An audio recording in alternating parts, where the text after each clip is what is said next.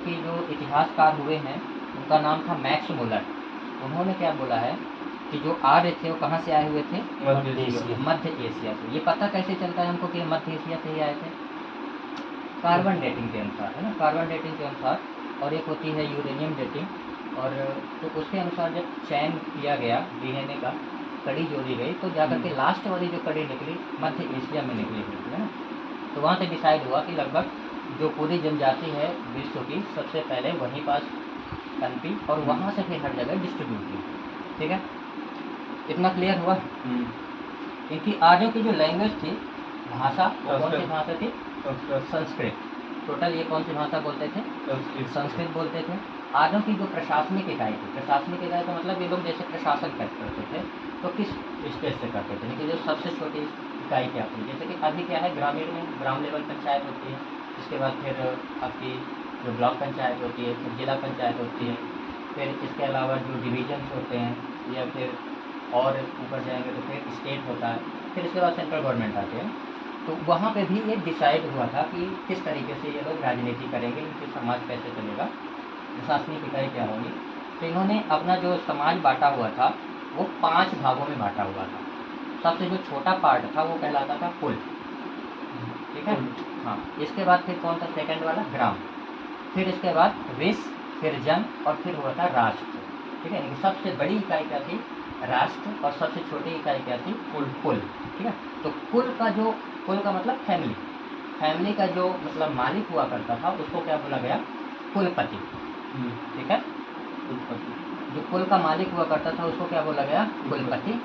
और इसके बाद जो ग्राम का मालिक होता था उसको क्या बोला गया था? ग्रामणी। और जो विष का मालिक होता था उसको बोला गया था विषपति। और जो जन का नेतृत्व करता था, ये मालिक था, उसको क्या बोला गया? राजन। और इसके बाद फिर जो राष्ट्र हुआ करता था, राष्ट्र का जो शासक था उसको क्या बोला गया था? राष्ट्र का शासक। हाँ, राष्ट्र मतलब पूरा हो गया ना, उसको बोला गया था क्या? पुरोहित। वही कहलाएगा राजन। ठीक है, अच्छा, राष्ट्र उनका सीमांत कहलाता था का, तो उसको स्थपति। राज्य अधिकारियों में जो सबसे सर्वश्रेष्ठ माना गया था वो कौन सा था? पुरोहित। और दूसरा था सेनानी। सेनानी जो हुआ करता था वो सेना के नायक का यानी कमांडर और चीफ हुआ करता था। सेनापति, हाँ, सेनापति बोल सकते हैं। और जो पुरोहित था वो क्या करता था, जैसे धर्म यज्ञ कुछ करवाना हो तो उसका सजेशन कौन देता था? पुरोहित देता था, है ना। सारी चीज़ें वही डिसाइड करता था उसके अनुसार। सब ड्राइंग देखे मैंने। कौन नहीं आ रहा भाई? सब लोग आ रहे हैं। राजा की सलाह करने के लिए, यानी कि राजा को सलाह देने के लिए 2 समितियां बनाई गई थी। एक का नाम था सभा और एक का नाम था समिति। ठीक है, तो सभा कौन थी और समिति क्या थी? इसमें क्या डिफरेंस था, क्या अलग था? सभा श्रेष्ठ और संप्रांत लोगों की। सभा का मतलब हुआ कि जो उसके पास वाले थे मंत्रीगण, यानी कि कैबिनेट बोल सकते हो आज के युग से ना, जो कैबिनेट मिनिस्ट्री हुआ करती थी वो क्या थी? सभा। ठीक है, और समिति बोल सकते हैं एक तरीके से जो इस समय चल रही है लोकसभा। ठीक है, क्योंकि वहाँ पास जो है काफ़ी लोग, काफ़ी ज़्यादा मेंबर हो जाते, इकट्ठा हो जाते थे, अपने प्रश्न पूछ सकते थे। जबकि सभा में ऐसा चीज़ें अलाउ नहीं थी ना, सिर्फ जो कैबिनेट था वही लोग आपस में डिस्कशन कर सकते थे, बाकी चीज़ें नहीं होती थी। तो ये हो गया सभा और समिति का कॉन्सेप्ट। जैसे कि इसका एक अध्यक्ष हुआ करता था सभा और समिति को चलाने वाला। ठीक है, तो उस अध्यक्ष का नाम क्या था? उसको किस नाम से जाना जाता था वैदिक काल में? ईशान। किस नाम से? ईशान नाम से कहा जाता था। ठीक है, अगर बात करें कि स्त्रियों की क्या हालत थी उस वक्त, तो सभा और समिति में दोनों जगह स्त्रियां जा सकती थी। ठीक है, उनको अलाउ था, समितियों में भाग ले सकती थी दोनों तरीके से। और जो इनका युद्ध हुआ करता था, युद्ध का जो नेतृत्व करता था वो कौन करता था? मेन रूप से राजा। और राजा के बाद फिर कौन करता था? जो कमांडर होता था, है ना, सेनापति। लड़ाइयाँ होती थी तो किस लिए युद्ध में लड़ाइयाँ होती थी वैदिक काल में? गाय के लिए, है ना? गाय के लिए ही लड़ाई करते थे, क्योंकि उस समय और ज़्यादा तो कुछ था ही नहीं। गाय को ही सबसे ज़्यादा सर्वश्रेष्ठ धन माना गया था और उसी के लिए लोग आपस में लड़ाई करते थे। गाय के लिए और ज़मीन के लिए, कि भाई जिसके पास जितनी ज़मीन होगा, जितना एरिया होगा, कैप्चर होगा, वो उतने का ही क्या होगा? राज्य में होगा। ठीक है। युद्ध में कबीले का नेतृत्व कौन करता था, बताओ। युद्ध में कबीले का नेतृत्व अभी बताए ना, कौन करता था, राजा करता था। ठीक है, वो नहीं जाना है, बताते जाना है। ठीक है। हाँ, कुछ अधिकारी हुआ करते थे उस जमाने में, जैसे कि पूरब कौन हुआ करता था, तो पूरब वो अधिकारी हुआ करता था दुर्गापति, है ना, दुर्गापति नहीं दुर्गपति। जो दुर्ग हुआ करता था, जो किला हुआ करता था उसकी देख रेख करता था दुर्गपति। स्पष्ट हुआ करता था, जो जनता की गतिविधियों को देखने वाले गुप्तचर के रूप में कार्य करता था। एक वाजपति नाम का अधिकारी हुआ करता था, जो गोचर भूमि का अधिकारी होता था। गोचर भूमि का मतलब क्या होता है, जहाँ गाय चरती थी। ठीक है, ऐसी वाली। और एक हुआ करता था उग्र।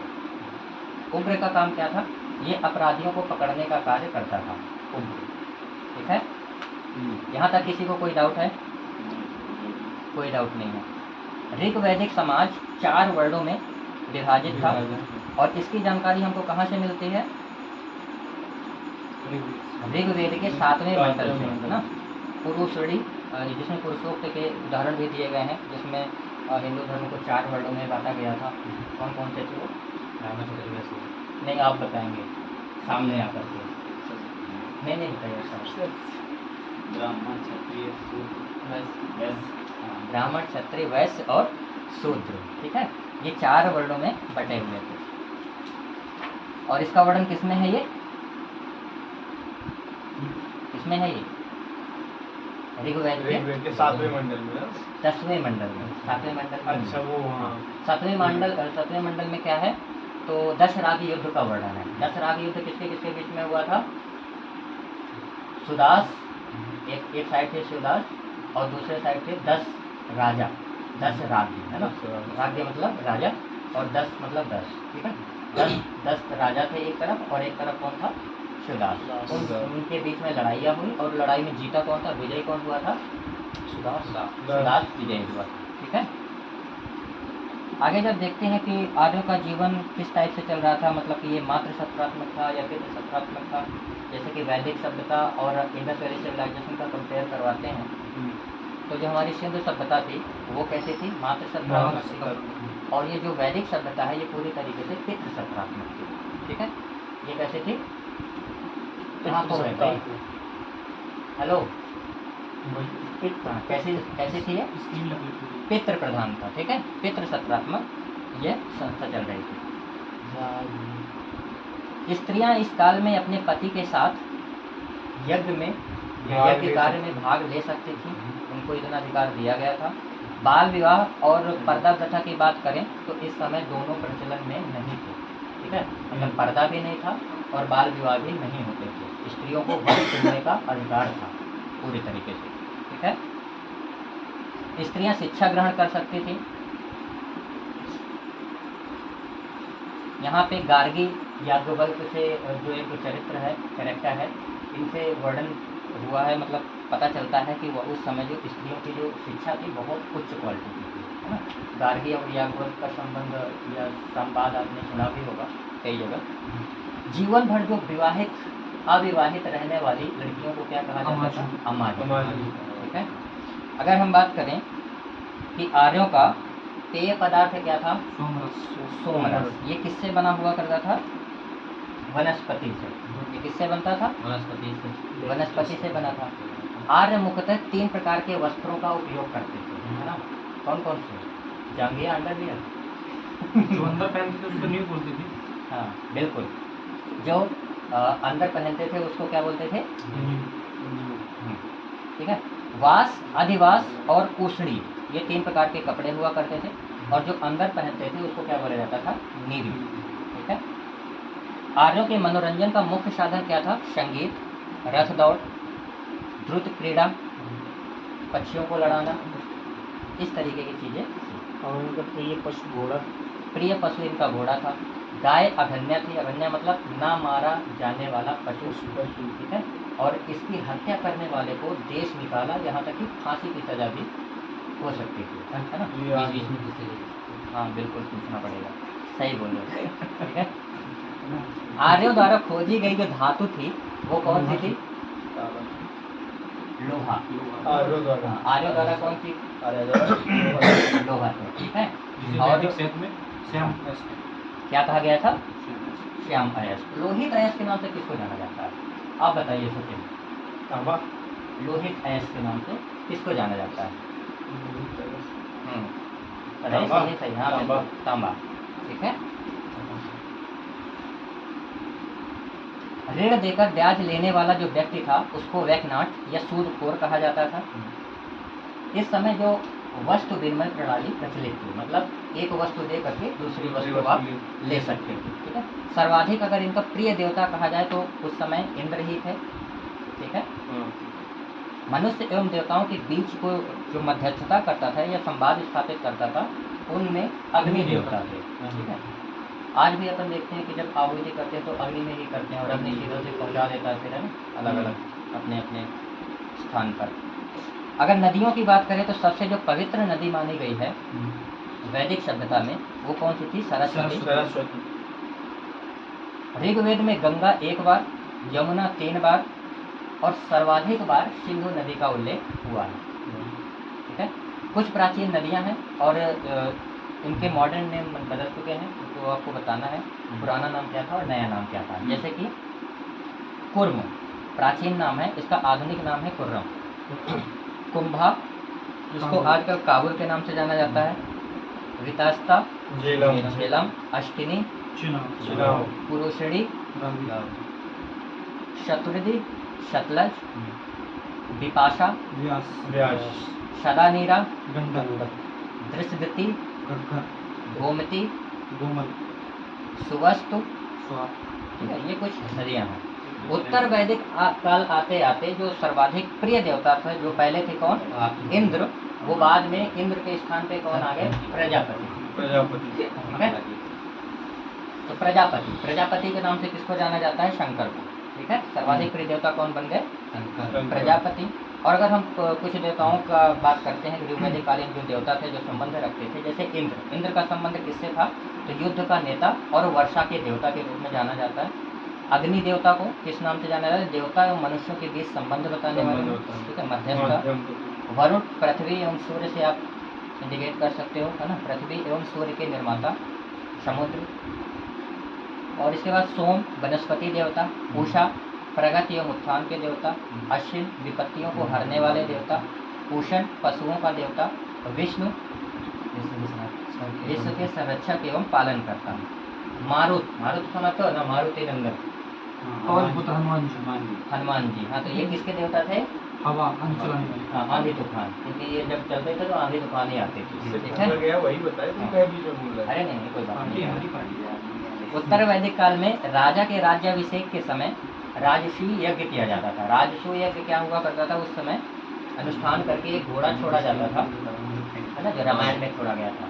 और घोड़ा छोड़ने के बाद तो उसके पीछे सैनिक लगा दिए जाते थे और कह दिया जाता था कि ये घोड़ा जहाँ तक जाएगा, जिस राज्य से गुजरेगा,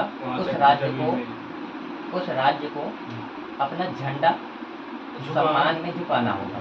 जो नहीं झुकाएगा, इसका मतलब वो युद्ध की चुनौती स्वीकार करेगा और लड़ाइयाँ शुरू होंगी। ठीक है। ये कॉन्सेप्ट था। राजा कराती थी वो अपना मतलब वर्चस्व दिखाने के लिए, स्वीकृति प्रदान करवाने के लिए राजसूय यज्ञ हुआ करता था कि आप हमारी स्वीकारता स्वीकार कर लो।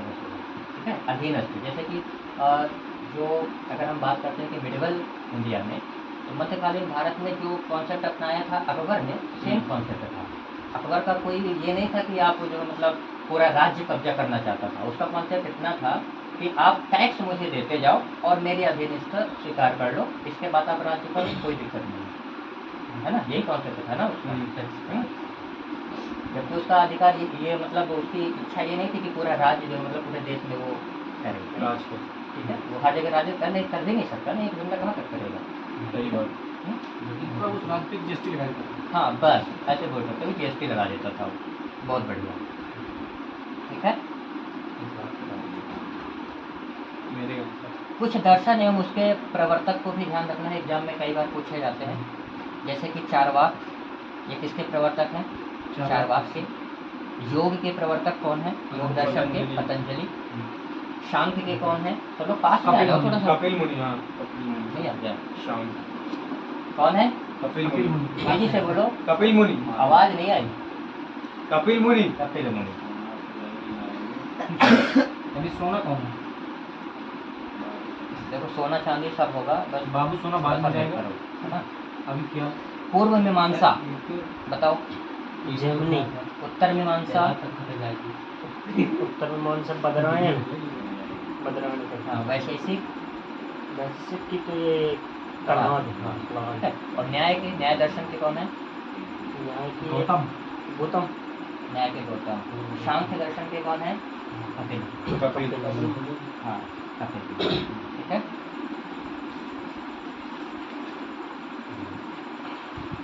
उत्तर वैदिक काल में हल को शिरा और हल रेखा को सीता कहा गया। उत्तर वैदिक काल में निष्क और शतमान मुद्रा की इकाइयाँ थी, लेकिन इस काल में किसी खास भार या आकृति के मूल्य के सिक्कों के चलन का कोई प्रमाण नहीं मिलता है। सांख्य दर्शन भारत के सभी दर्शनों में सबसे प्राचीन। इसके अनुसार मूल तत्व 25 हैं, और उन 25 में से जो पहला तत्व है वो प्रकृति है, ठीक है, दैट इज नेचर। सत्यमेव जयते मुंडकोपनिषद से लिया गया है, और इसी उपनिषद में यज्ञ की तुलना टूटी नाव से की गई है। गायत्री मंत्र, गायत्री मंत्र का उल्लेख कहाँ पे है और किसने रचे? ऋग्वेद के तीसरे मंडल। तीसरे मंडल किसने किया था? विश्वामित्र ने। क्यों किया था? हिंदुओं को मतलब अनार्यों को आर्य बनाने के लिए, हाँ। ठीक है। ऋग्वेद से किस देवता को समर्पित था ये? गायत्री। गायत्री मंत्र, सावित्री या सूर्य देवता भी दोनों में। ठीक है। उत्तर वैदिक काल में कौशाम्बी नगर में पहली बार पक्की ईंटों का प्रयोग किया गया था। उत्तर वैदिक काल में 2 बड़े महाकाव्य हुए, एक था महाभारत और दूसरा था रामायण। महाभारत का पुराना नाम क्या है? क्या नाम है? जयशंकर नहीं, जय संहिता। जयशंकर नहीं भाई, ध्यान रखना है, जय संहिता। यह विश्व का सबसे बड़ा महाकाव्य है। इसका अनुवाद जहांगीर ने भी किया था ना, करवाया था। उर्दू में रसनामा नाम। हाँ, करवाया था। रज्जनामा। हाँ। रामायण का अनुवाद। गोत्र नामक संस्था का जन्म उत्तर वैदिक काल में हुआ था। वेदांत दर्शन के मौलिक ग्रंथ ब्रह्मसूत्र या वेदांत सूत्र की रचना बदरायण ने की थी। अगर बात करें कि उपनिषदों की संख्या कुल कितनी है? 108। महापुराणों की संख्या कितनी है? वेदांग कितने हैं? 6। वेद कितने हैं? 4। ठीक है, लगभग सारी चीजें पता सुनिए तो नहीं, हम धर्म पे आ जाइए ना सीधे। अभी 10-12 मिनट का वीडियो हुआ है।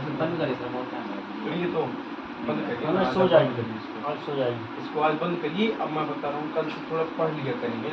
किताब की जरूरत न पड़े। अब कुछ पूछते हैं तो किताब खोल के मजा नहीं आता।